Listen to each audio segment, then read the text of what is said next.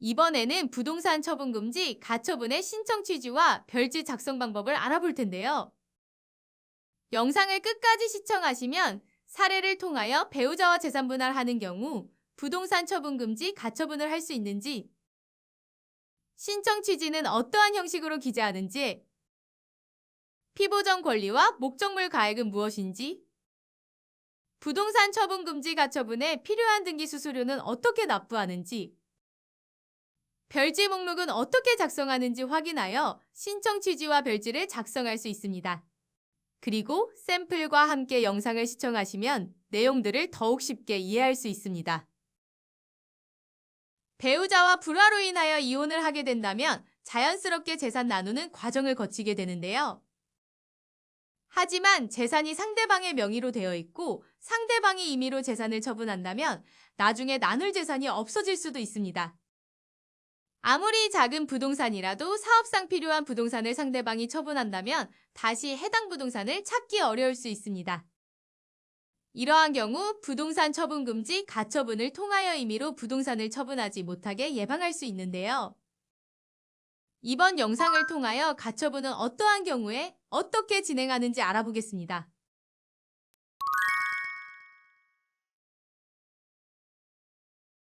30대 양모 씨는 배우자 최모 씨의 사치와 낭비에 결국 10년간의 결혼 생활을 정리하고 이혼을 결심합니다. 그러나 자신의 명의로 되어 있는 구분상가를 처분하려고 하여 이혼 소송이 끝날 때까지 최모 씨가 부동산을 팔지 못하도록 부동산 처분금지 가처분을 신청하기로 결심하였습니다.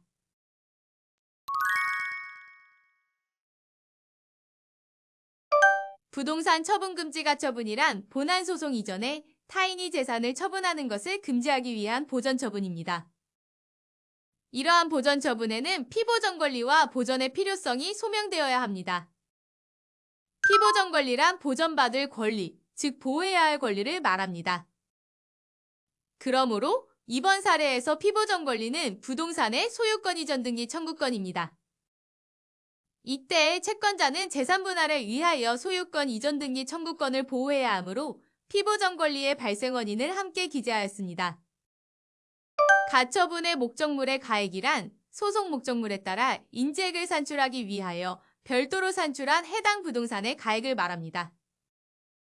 이러한 부동산의 가액은 정부24에서 건축물대장과 토지대장을 발급받은 후 대법원 전자소송의 부동산 가액 및 속가계산기를 이용하여 쉽게 계산할 수 있습니다.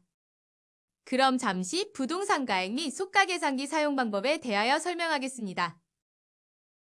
가장 먼저 연도는 가처분 신청을 하는 연도를 입력합니다. 대상은 목적물 대상에 따라 선택하는데요. 대상에는 건물, 토지 및 건물로 구성되어 있습니다. 이때 가처분할 대상이 건물의 점유권이라면 건물을 표시하고 소유권이라면 토지 및 건물을 표시합니다.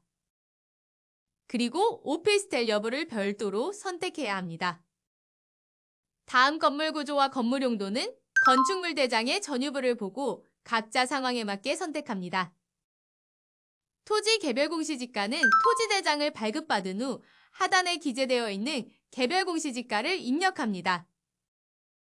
건물 신축 가격 기준액은 매년 변동되는 금액으로 계산기에 입력된 금액은 수정할 필요가 없습니다. 건물 면적은 건축물 대장 전유부, 전유 부분에서 해당 항목을 보고 입력하고 건축연도는 건축물 대장 표제부에서 사용 승인일 항목을 보고 입력합니다. 공유지분은 단독 소유라면 1분의 1로 기재하지만 만일 공동 소유라면 공유지분의 다른 비율을 입력하여 줍니다. 다음, 건물 특성별 가감산율은 건물 특성에 따라 가감할 수 있는 비율이 정해져 있으므로 상황에 맞는 가산율을 선택합니다. 다만 특별한 경우가 아니면 대부분 해당 사항이 없음으로 표시합니다. 그리고 소의 종류는 가처분의 피보전 권리에 해당하는 내용에 선택합니다.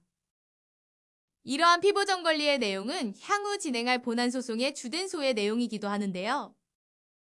이번 사례의 경우 피보전 권리는 재산 분할을 원인으로 한 소유권 이전 청구이므로 등기의 인수를 구하는 소의 소유권을 선택합니다. 마지막으로 부동산 가액 및 속가계산기의 계산 결과 보기를 클릭하여 해당 화면의 건물가액을 목적물가액으로 기재하면 됩니다. 그러나 실무적으로 가처분 목적물 가액 산출 방법은 다를 수 있으므로 만일 다른 방법으로 목적물 가액을 산출하라는 보정명령을 받게 된다면 해당 방법에 따라서 계산하여 줍니다.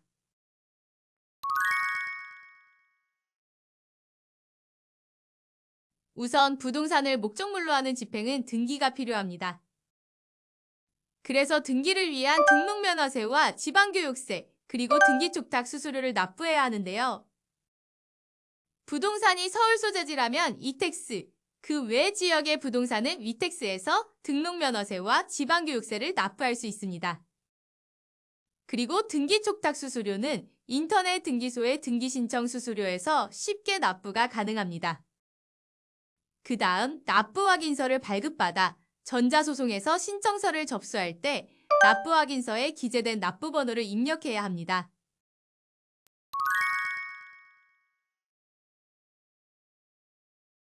신청 취지는 채무자는 별지 목록 기재 부동산에 대하여 매매, 증여, 전세권, 저당권, 임차권의 설정 기타의 재처분 행위를 하여서는 아니 된다라고 기재합니다.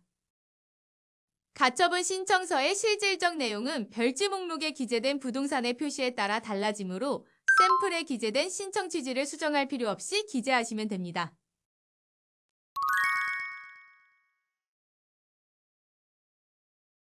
그럼 부동산의 표시를 기재하는 별지 목록은 어떻게 작성해야 할까요? 부동산의 표시는 부동산 등기사항 전부증명서의 표제부를 보고 샘플과 같이 기재할 수 있습니다. 하지만 인터넷 등기소에서 전자제출용으로 발급하고 발급 내역을 선택하면 별지 목록에 부동산의 표시가 입력되므로 별도로 별지를 작성하지 않아도 됩니다.